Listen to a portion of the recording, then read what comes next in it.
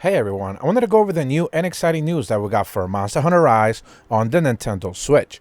And that's the fact that Capcom went ahead and dropped a brand new patch that's available in the game right now. Obviously, with the introduction of every brand new patch, it will limit you from being able to connect online if you do not update. So you need to make sure you go ahead and update your game to version 3.7.0 to be able to play online with others once again. That's just kind of mandatory, and that's kind of the way it is. Just a few days ago, I put out a video where I was talking about what the December DLC was going to be, and they actually went ahead and dropped the music BGMs that you can actually play in your village. So that's available in the store in the eShop right now. You can go ahead and purchase that. And I actually, in that video, I made a question and I brought it up. Simply, we didn't necessarily know if Capcom would go ahead and actually drop a brand new patch. There were no signs available from them at all that we're going to be able to get a patch of any kind, even if it's just a minimal one. But kind of out of nowhere, funny enough, I was actually playing the game and it prompted me to go ahead and update pretty much right away. So, they went ahead and they dropped the patch, and we're going to be going over the patch notes as best as possible. And in typical fashion, in the main edition changes, they mentioned that there's going to be brand new event quests every single week and the new DLC that can be purchased in the eShop, but like always, they never really go ahead and list it in the patch notes. When it comes to bug fixes and miscellaneous base facility changes, they mentioned that they fixed a bug where creating a Palamute that causes non-existent voice type 4 to be selected under specific circumstances, which results in crashes and other issues. So I believe Palamutes and Palicos have limited amount of voices, so this was just pretty much an obvious glitch that I'm not necessarily sure why it took so long for them to get to, but they finally did, especially if it was causing crashes.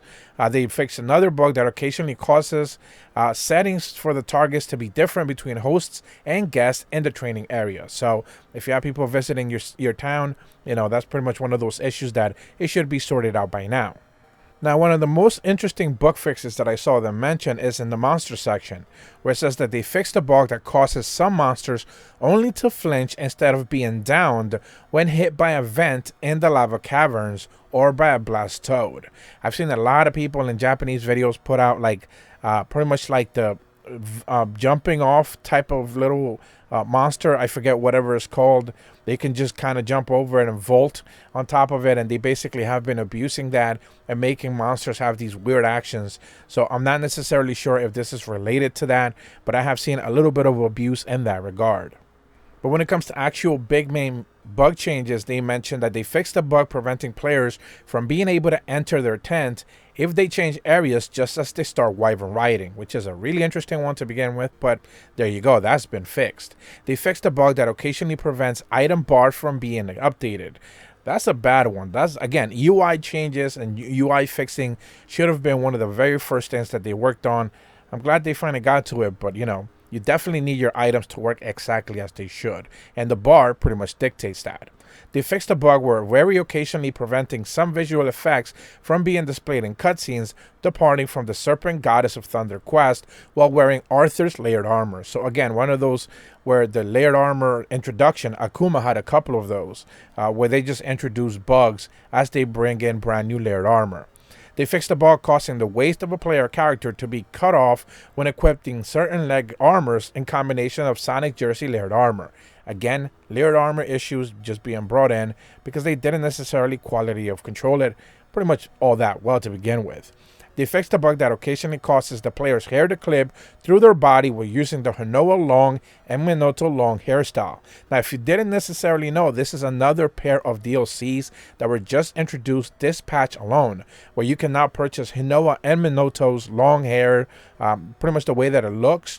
So you can actually equip that to your hunter and make it look like them as well. And you could also previously purchase the voice packs as well. So you can pretty much make your character look like Hinoa now. And I'm sure a lot of people will take that opportunity.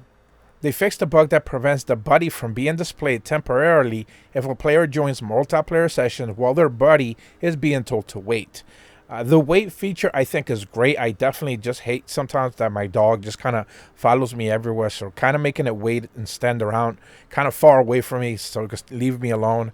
It's a good feature to have. I'm glad that they fixed that very specific instance. They fixed a bug that prevents the jerkies on Buddy's nose from being displayed when player joining during, give a treat animation. Another one of those just interesting ones that they went ahead and fixed. They fixed the bug that occasionally causes palicos to stop moving when performing Giga Barrel Bombay. Interesting one for sure. Giga Barrel Bombay, I'm not necessarily sure is one of those abilities you want your palico to have to begin with, so I can kind of understand why they took so long to get to that one. They fixed a bug that occasionally causes the display of Gun Lance's remaining bullets to become incorrect when using Ground Splitter. Now, not a lot of people play Gun Lance, but this is just one of those that should have been addressed from the get-go. Having the right information, again, on your UI being displayed as top-notch, like the top thing that they need to be working on, as well as any sort of balancing. So, again, sucks that they took so long, but, at the very least, it's now been fixed. They fixed the bug causing an undistended guard if a player is hit by a Palamu's body slam and blunt hit combo while guarding. Again, interesting one. I'm guessing this is just a lance and gun lance issue. Maybe sword and shield, but it's an interesting one for sure. They fixed a bug that occasionally causes the color of insect blades glow to be different from equipped insects. Okay, that's whatever. That different color being displayed, not that big of a deal. They fixed the bug that causes the time frame from the player cannot dodge if they stop aiming with the bow gun. Now, this one's interesting for sure. Basically says that you cannot dodge if you were pretty much stopped aiming for whatever real reason. So, I don't think I maybe experienced this, and if I did, I certainly didn't pick up on it, but I'm glad it's now fixed. And the last one that they have listed here is that they fixed the bug causing discrepancy between the amount of ammo owned and the amount of ammo being displayed under certain circumstances. Now, my question is, what circumstances? Which instances is this actually happening on? I would have loved to know because, and again, anytime, I'll repeat this now for the third time in this video. When the UI is not telling you the proper information, you as a player are being fed wrong information. And if your gameplay is not up to par, it's not your fault. It's the game telling you the wrong information. So, again, glad that they got to this. But, man, what are the circumstances is what I really want to know. And finally, in the miscellaneous section, they have a couple of more big bug fixes as well. They fixed the bug causing the gyro connection type only to be reflected on one controller where multiple controllers are being connected. Again, if you're playing with gyro, that's interesting, but, it's just one of those features that's added on for Switch that no other consoles really take advantage of, so I don't necessarily fault them, for them not really taking it all that seriously. They fixed a bug that causes Kohus to disappear from other players' arms if you quickly travel from the village during the multiplayer.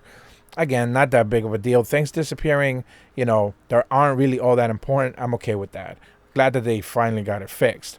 They fixed a bug that prevents the total slain number of the second page in the guild card from being displayed correctly and combine the total monsters slain captured that reaches 999,999. Again, that is just a bizarre thing to even have there available. I think it caps out at 99 or maybe even 999, but 100,000? Okay, sure. They fixed various text bugs and other miscellaneous bug fixes have been made. What I will say regarding this patch is, again, it's a smaller one for sure, but I think the most interesting part out of everything that I did notice is the fact that this is version 3.7.0. Every single patch we've received before has been a 0.1 version. 3.5 was the last one that was like 3.50. Then there was 3.61 and now 3.7. Almost every other two patches we get like a 0.0 version. So I don't know if we'll actually end up getting a 3.7.1. I'll probably end up getting 3.8.1, but ultimately it doesn't really matter. I presume that whenever they unite both roadmaps for Switch and PC, that's going to be a really massive map, not update for not just PC but also the Switch as well, because we'll just have to see whatever they add up as well. But that's about all the information that I have for you guys today. If you're brand new to my channel, be sure to leave a like and subscribe. Hit the bell to receive notifications when the videos go up. And as always, thank you so much for watching. See ya.